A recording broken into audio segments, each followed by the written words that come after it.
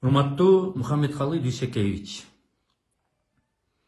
өзүңүз жакшы билгендей, өлкөдө тамак аштын тартыштыгы, азык-түлүк продуктыларынын кымбатташы, элибиздин кыйналып жашаганы, бүгүнкү күндө кыйналып аткан элдин жашоосун көрүп, баарыбыз ойлонбой койгонго болбойт. Сизге премьер-министр катары бир маалыматты жеткизип коеюн.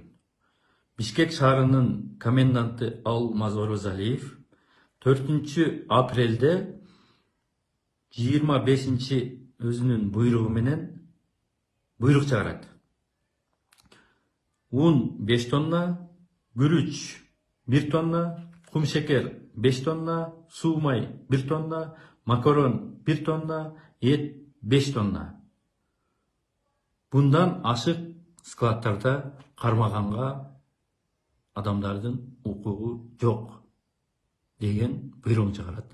Фин полицияга тапшырма берет.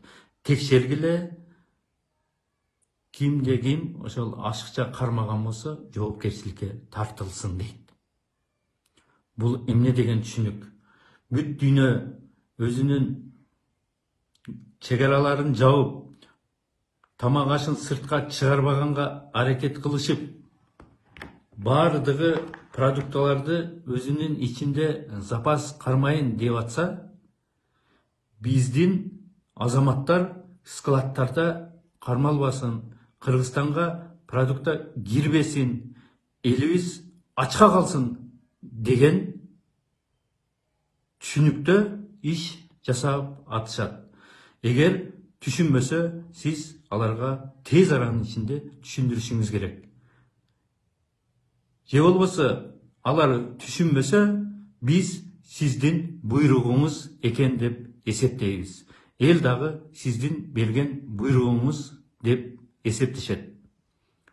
Тескерисинче, сиз ишкерлерге кайрылып, ашыкча акчаларыңар болсо, мамлекетке болгон жардамыңар, колуңар жеткен жерден күрүч, май, un, кум шекер, эмне болсо тамак ашты алып келип складтарга толтургула.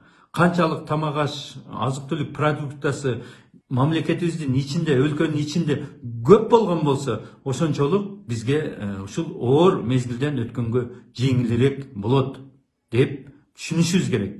Тескерисинче, силер складтарда кармабагыла, жооп бересиңер десеңер, анда бул 30-жылкы репрессияга тең болот.